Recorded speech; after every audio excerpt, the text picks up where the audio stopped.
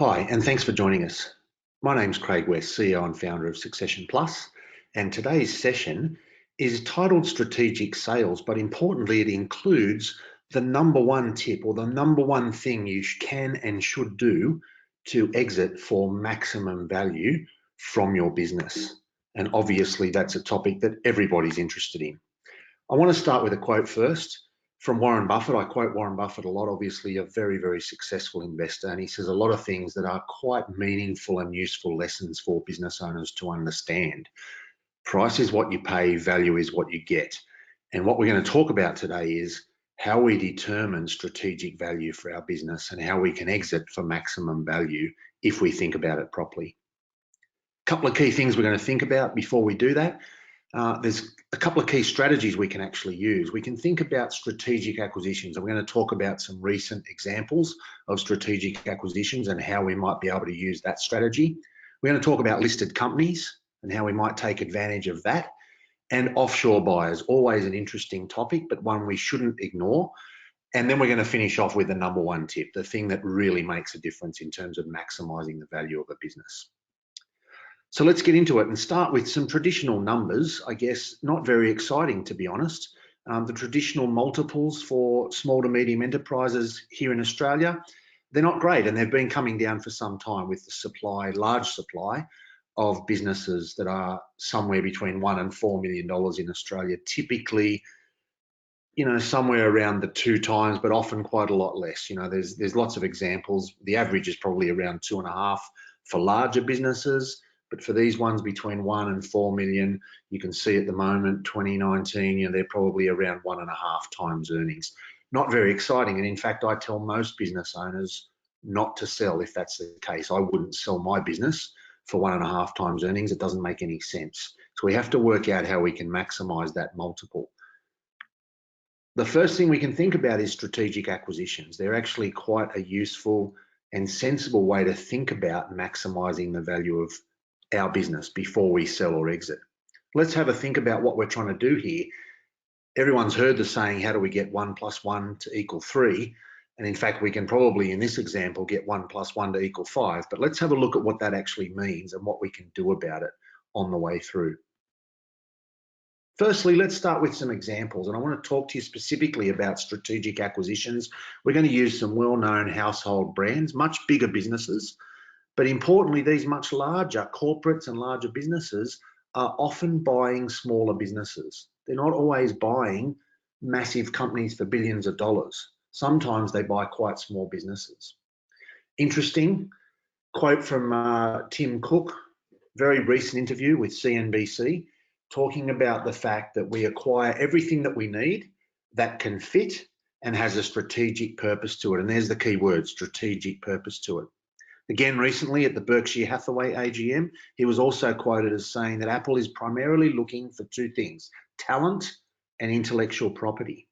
And significantly, in the last 6 months alone, Apple has already made 23 acquisitions. We're not talking about 1 or 2 a year here. We're talking, on that average, we're talking 50 a year. They're quite prolific.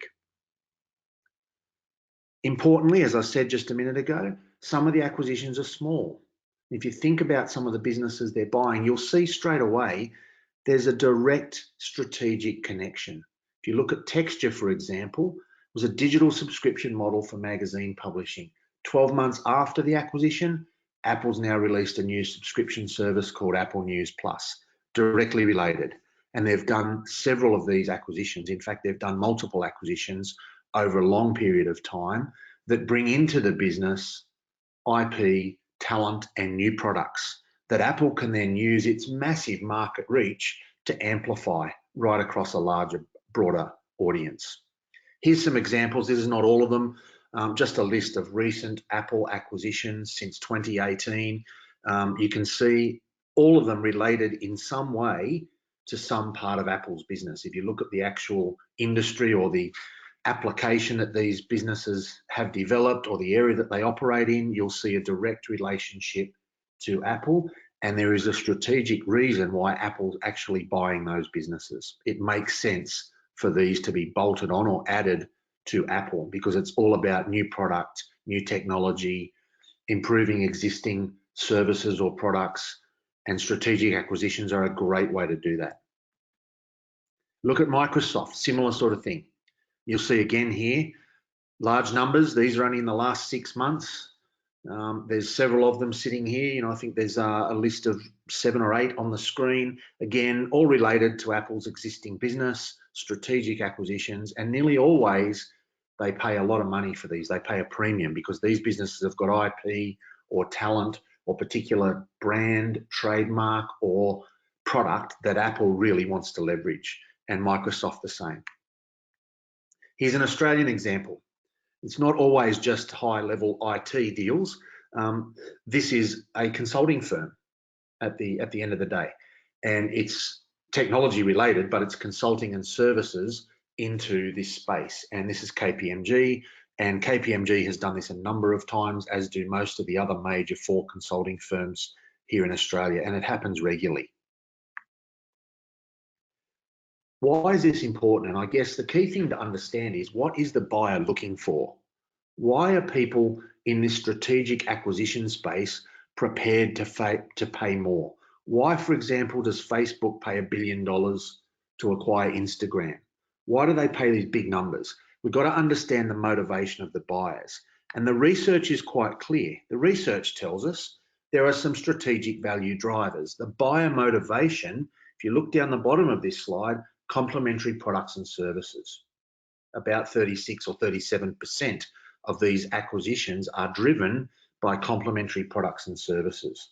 Things that can be instantly added into your market chain and sell to your customers, give you leverage. Market niche is also important, and geographic location. They're the big 3.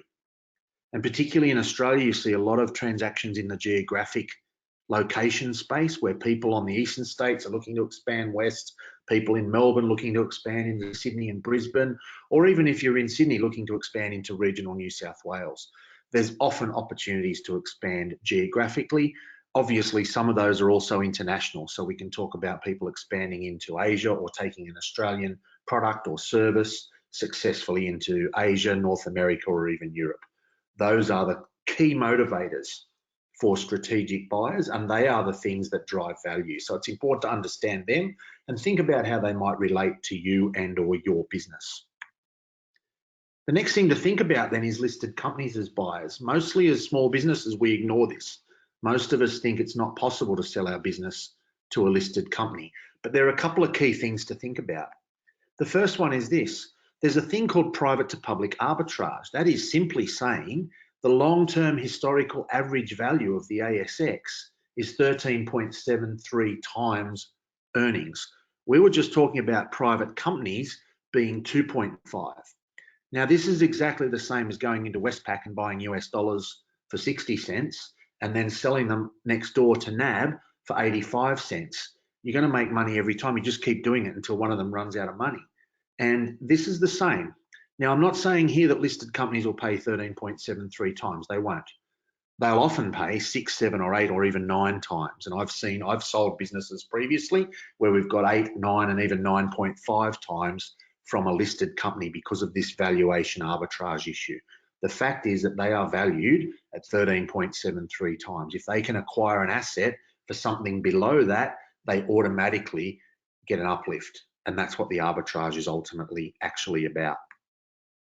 Interestingly and importantly to understand, listed companies in Australia and around the world, but this is Australian data, are holding a significantly high level of cash. In fact, if you look at this graph, other than in 2011 when it hit a 22-year high, Australian companies are still right up near the top of this graph holding the ratio of cash to other assets. They hold a lot of cash for 2 reasons. One, in case things turn down, there's a recession or there's a problem or there's some kind of global economic shock. But the other side of it, and the research is quite clear on this, the other side of it is, if you're the CEO of a listed company and you're looking for growth, one of the best things you can do is make an acquisition. And so having cash ready to go, freely available to use for acquisitions means that you don't have to wait for funding. You don't have to get approval from financiers or raise money in the marketplace. You've got the cash, you can go and make an acquisition. It means you can be opportunistic and take advantage of that fairly quickly. Now, I want to talk quickly about offshore buyers. Again, something that a lot of small to medium enterprise owners don't think about enough. Lots of offshore buyers in the marketplace. And interestingly, it's not all about China or Asia. There are buyers from those places in the market looking for businesses. But as has been the case for the last 100 years, the two biggest buyers of businesses here in Australia are from the UK and North America, the US. And that's always been the case. It's been the case for a long, long time. It's changing gradually to Asia.